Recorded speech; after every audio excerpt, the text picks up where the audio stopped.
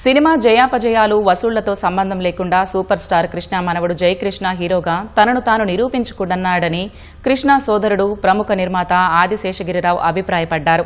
శ్రీనివాస మంగాపురం చిత్రంలో జయకృష్ణ నటనకు కృష్ణ అభిమానులు ప్రేక్షకుల నుంచి ప్రశంసలు రావడం పట్ల ఆనందం వ్యక్తం చేస్తూ హైదరాబాద్ ఫిల్మ్ నగర్ కల్చరల్ క్లబ్లో ప్రత్యేకంగా అభినందన సభ ఏర్పాటు చేశారు.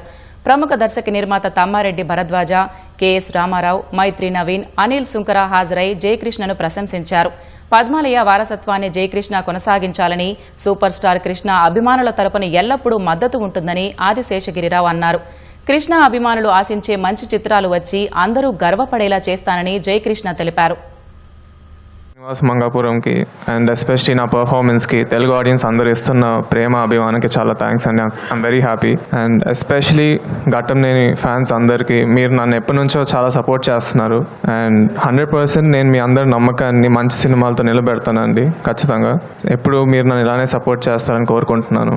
బంగారు తాతయ్యకి చాలా థ్యాంక్స్ అండి. ఆయన ఎప్పుడు నన్ను బాగా సపోర్ట్ చేస్తారు.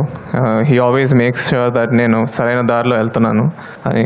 So thank you.